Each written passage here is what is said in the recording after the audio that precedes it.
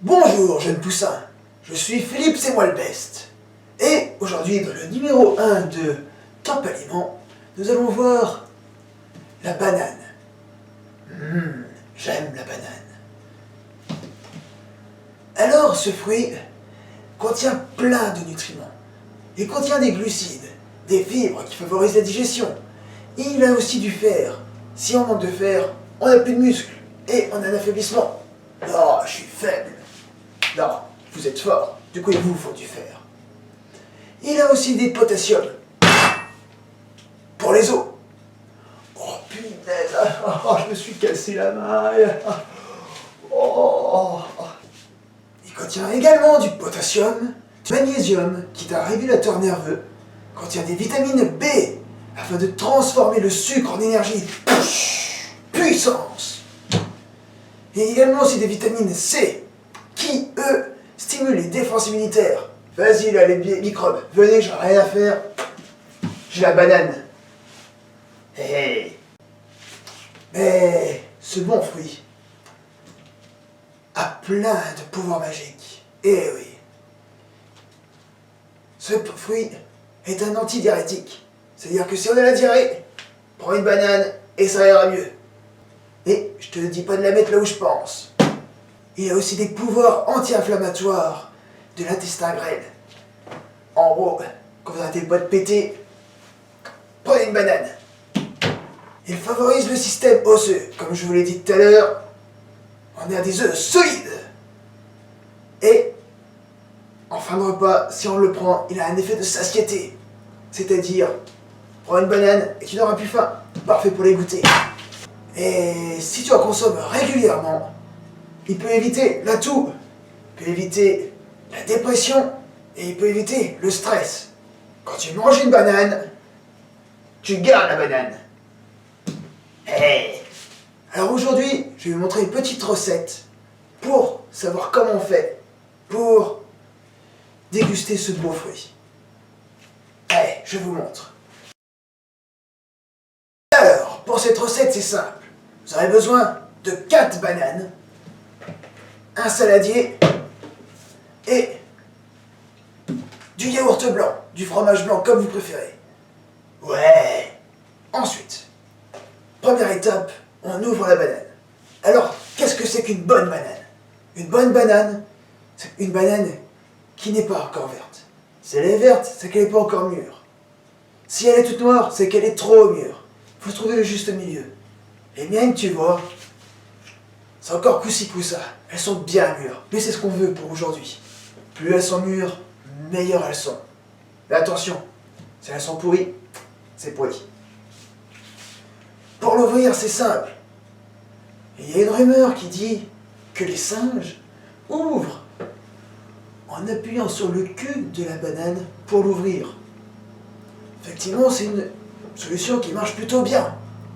Le problème, c'est que les sages, ça mange des cacahuètes, ça n'a jamais mangé de banane. Eh oui, vous apprenez quelque chose, vous dites, j'ai dit n'importe quoi, allez vérifier, vous verrez. Donc vous ouvrez par le port que vous voulez, soit par le cul, soit par la tête. Moi, je vais ouvrir la tête. Et on ouvre. Et on met les 4 bananes dans le saladier. Quand vous voyez une banane qui commence à couler, comme celle-là, et qui est toute noire, c'est qu'elle est un peu trop mûre. Mais c'est pas grave, ça se mange quand même. Ensuite, c'est simple. Vous allez prendre une fourchette, une cuillère ou un écraseur. Si vous avez un écraseur, c'est top. Et là, je pense que je vous apprends rien, on va écraser la banane. Alors, on prend bien son temps, on appuie. Allez, là, franchement!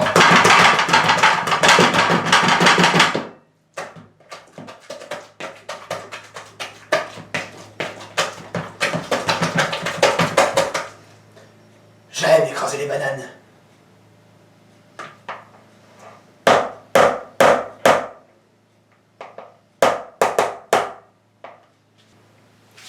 Nouvelle vision pour que vous puissiez voir le plat.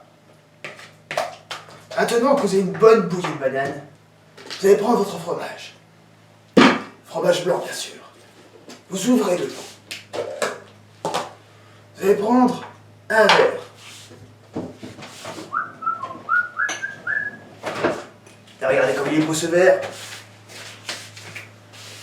C'est Homer qui fait la cuisine. Ça, c'est bon signe. Ensuite, vous allez remplir 4 verres de fromage blanc.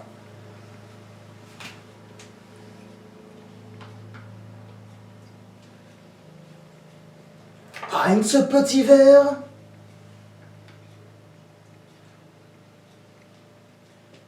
Zwei petit verre.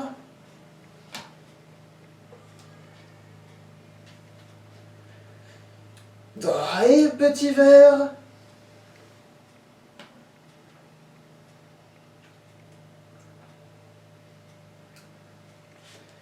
Et vier petit verre. Mince. Une fois que vous avez versé vos 4 verres, vous prenez votre fourchette ou votre fouet, selon vos ustensiles, et on mélange. Et là, vous voyez que ça fait une bonne pâtée. Une fois que vous avez mélangé, vous obtenez une sorte de liquide jaune-gris. Ça peut l'air très appétissant. Et effectivement, je l'accorde, ça ne l'est pas du tout. Mais c'est normal. Faut pas se feuiller à l'extérieur, mais à l'intérieur. C'est pas parce qu'il est moche qu'il n'est pas bon. Et ça, les filles, ça va aussi pour les mecs. Ouais. Je vous laisse choisir. Vous pouvez prendre du sucre et remettre du sucre pour que ce soit un peu plus sucré. Vous pouvez prendre d'autres fruits, comme des poires ou des pommes, que vous coupez en petites lamelles, que vous écrasez aussi, et vous incorporez. Et on va y rajouter des pommes, ou des poires. Ouais. Afin qu'on puisse les incorporer facilement à notre substance, il faut déjà les éplucher.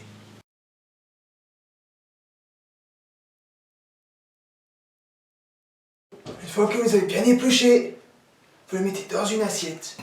Et afin qu'elles soient bien molles et bien facilement écrasables, on va les chauffer. Et là, on va prendre un couteau et on va les couper.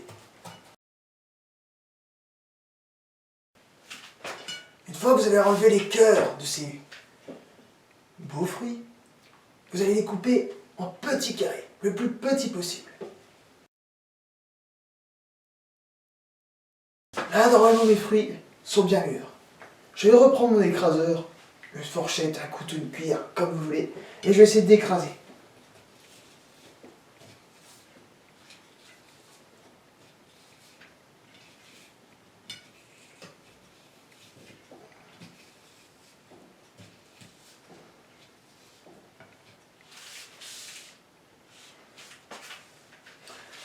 Alors si vous dites que vos fruits sont malgré tout encore trop mûrs pour être écrasés, c'est pas grave, ça fera des petits copeaux et ce sera encore meilleur.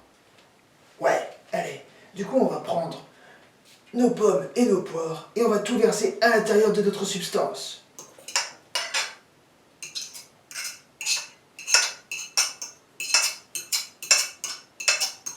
Une fois que c'est incorporé, on mélange.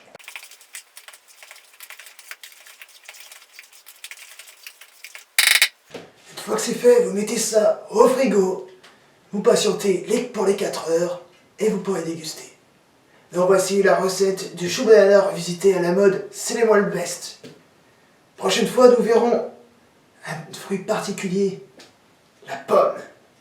Allez, sur ce, gardez la banane et à la prochaine.